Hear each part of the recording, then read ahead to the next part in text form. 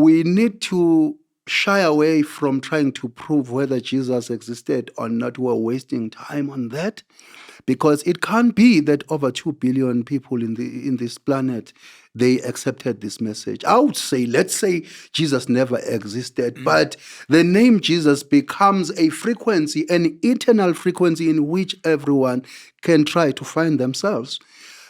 Others laughed on the previous episode when we spoke about Jesus founding a Buddhism. Why they didn't understand that I was illustrating my ideology. If Jesus would go to the wilderness and the Buddhists would go to the wilderness so that they can empty themselves and meet each and every emotion. So now when they say Jesus went to hell to fight with the devil, no, he went through all the emotions inwardly and conquered himself. This is why. Yes. See, so all I'm saying, we need to know what we are doing. You make me think of Joshua Maponga. Joshua would also sound similar to Yeshua, which is Jesus. Yes. Njengamanje khona bamhlekayo because he goes to rivers, he goes to caves. Yes. He walks in the sun almost naked.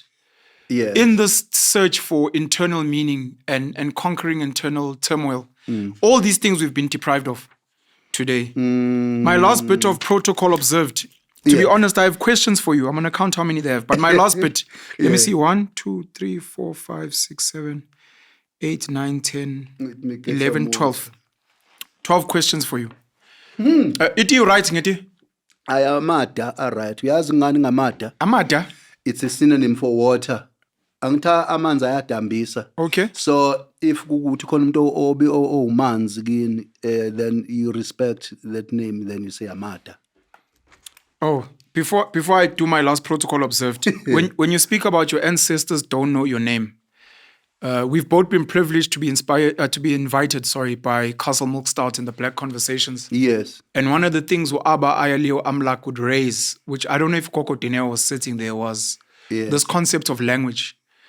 And the idea that it cannot be that we're so obsessed with indigenous language versus, let's say, English. Mm-hmm. Because just because my children cannot speak isiZulu or isiXhosa and they speak English, does that mean their ancestors cannot see them, recognize them if they are following the same prescription and they're praising them? Is it just a matter of, and he spoke about language just being a tool of connection and expression. And even if you were not speaking and you were just singing or just humming or just silent, you should be able to communicate with a person. Or are you telling me that when you're waving, when you're laughing, when you're smiling, your ancestors can't hear you until you speak Zulu?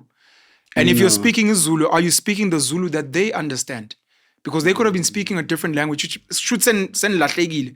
It's meant to be what you're saying, the vibration and the frequency, because regardless of the language, as long as it's aligned to what you're trying to achieve. When you see your grandmother, you grew up in Japan, you speak Japanese, your grandmother speaks Sotho. When you see her and you smile and you hug her, are you telling me that that means nothing until you speak Sotho? Does it mean she cannot love you until she can communicate in Japanese? Mike Parelugula. So somewhere, somehow, we get too obsessed with the semantics and the technicalities of things versus the frequencies and the vibrations. You know what you're saying? It's more like you see a beautiful, hairy woman. Well, I love hairy women. You see a beautiful woman and then you say, hey, I love this woman. And then the community invites you and say, here is this woman. Can you prove that you love her? Tell her. And then you are not good with words. But deep down, you feel this love. So because you don't have words. That means you don't love her. You see, there's a problem. This is to say now, what is the role of a university? Is it about going there to study how to call things names? Or you study the knowingness itself? Knowingness. What is knowingness? Because if you have a PhD, my question is, at what age did you realize that you are capable of knowing anything, taking away from what you were taught by your parents, what you heard from your neighbors, what you heard at church, at school? in a bigger scheme of things, sitting here, what is it that you know? You'll realize that you're just a program that works with what you've been told over the years. I think everyone, as you are growing, you need to take few walks, maybe to the park alone where it's quiet, and begin to look at yourself. You'll realize that your body is a sponge with a long cable of nervous system, and it's a sponge with many holes and nerve endings. As you are here, you are able to make a sense of this environment. You can actually leave this body and be radionic if you want and transmit thoughts to the space. And now, in quantum fields, as you are suffering from these family curses, they say if you decide, they say you are feeling bad now. Oh, my mom passed away and it was blood pressure, and you feel your body heat getting up and you're thinking about your mom. And you immediately decide and say, hey, I'm just a brilliant singer, actually. You know, the work I've put over there. And now we begin to change how you feel. So now in the field, they are seeing something else in terms of your energy, not what you are saying. Immediately, say you are thinking about that for 30 minutes, for another 30 minutes. You are creating a frequency that says this is who you are. In the space, you are attracting that which you want.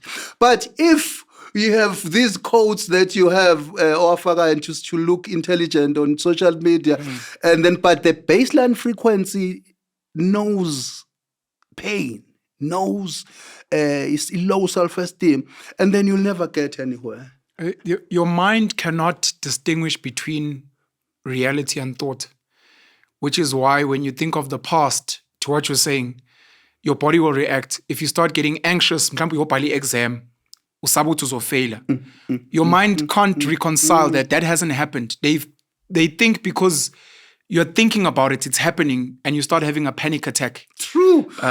When you think of your grandmother, yes. Your body reacts and you're like, but it's not a reality, but the mind can't distinguish. You can even go to your bedroom and oh my God. Now, we need to explain what is that. Because a memory is not a storage, it's a dynamic rhythm that works with the present moment. But how we feel depends on the vibrations. Something that happened yesterday vibrates differently. Something that you need to do now vibrates differently. You're like, hey, I need to do that. You know, but if it's something that happened last week, you'll be like, oh, hey, that was nice. Oh, that will be nice. You see, these are the vibrations. So meaning there is no future, there is no past, but this is the moment we are in where we need to come alive. But if you think you have a past and the present, and then you will waste your energies and fail to come alive in this moment.